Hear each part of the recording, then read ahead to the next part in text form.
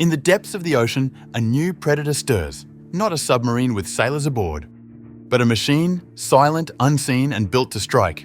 Australia calls it the Ghost Shark. A billion-dollar gamble, a warning to Beijing, and perhaps the future of naval warfare.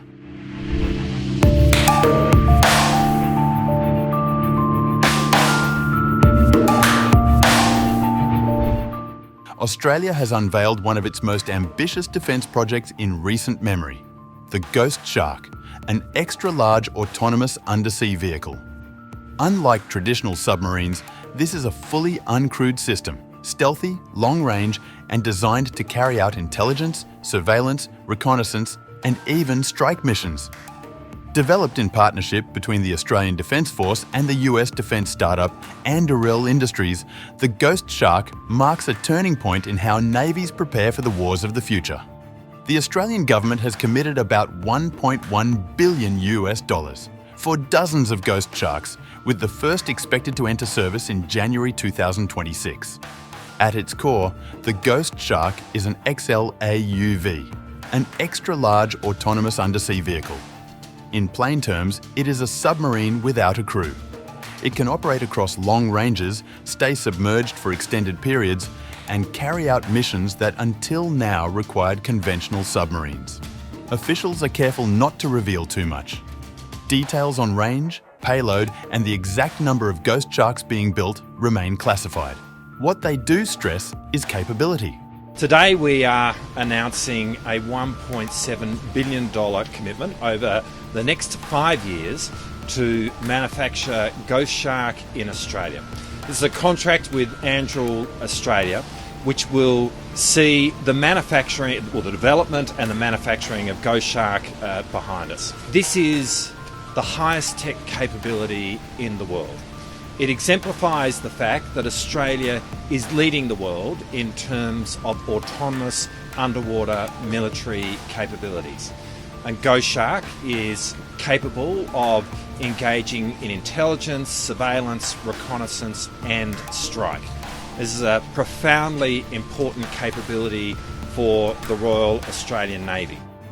The vehicles are being developed and manufactured in Australia, with the potential for export to allies. According to Defence Minister Richard Marles, the program is designed to give the Royal Australian Navy a fleet that is both more capable and more lethal.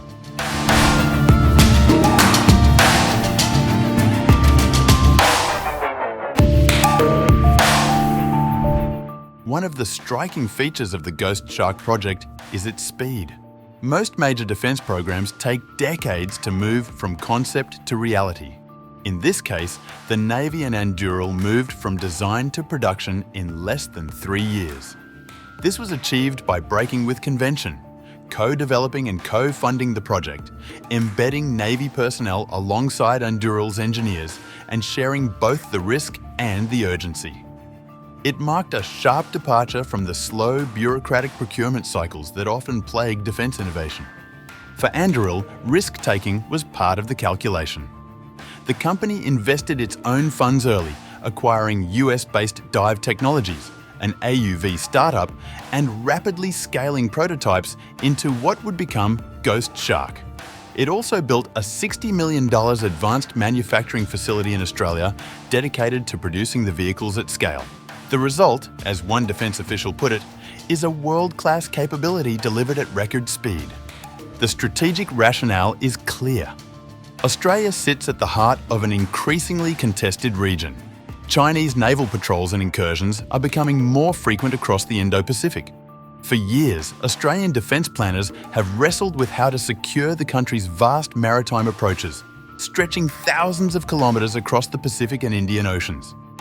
Ghost Shark is part of the solution.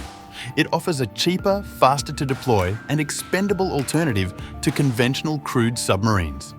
While Australia's AUKUS nuclear-powered submarines will not arrive until the 2030s, and domestically built variants not until the 2040s, Ghost Shark will be operational in just over a year. This is a world-class capability that has the capability to conduct intelligence, surveillance, reconnaissance, and strike at extremely long distances from the continent of Australia. Let me repeat that. we will have the ability to strike at extremely long distances from the continent of Australia. The timing of the Ghost Shark announcement was no accident. Just a week after China paraded its latest military hardware in Tiananmen Square, Australia unveiled its own cutting-edge response. Analysts viewed it as a direct signal. Canberra is prepared to counter Beijing's expanding presence in the Indo-Pacific. At the same time, Canberra is reshaping regional security through diplomacy. Albanese and Papua New Guinea's Prime Minister, James Marape, are set to sign a landmark defence treaty, obliging both nations to act together in the face of a common danger, language drawn from the AUKUS Pact. The agreement will also allow Papua New Guineans to serve in the Australian Defence Force with a path to citizenship, a dramatic shift from PNG's non-aligned tradition. Together, the Ghost Shark and the PNG Pact mark Australia's boldest bid yet to compete with China through both alliances and technology.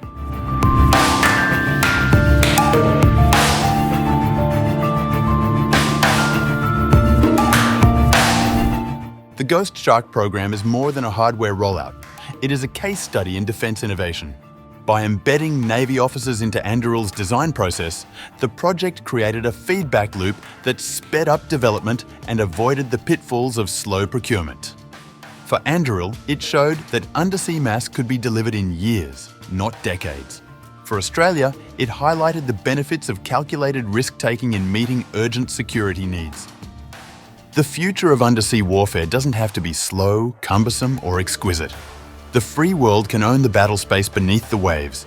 If we can command the sea, we command the world. The Ghost Shark is more than a submarine. It redefines sea power. For decades, naval strategy centred on aircraft carriers, destroyers, and nuclear subs. Now, autonomy is at the core. For Australia, the stakes are immense. Ghost Shark offers a near-term ability to counter China, secure sea lanes, and project power.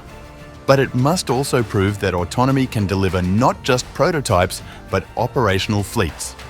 As the first vehicles enter service in 2026, the world will be watching, silent, autonomous, and beneath the waves.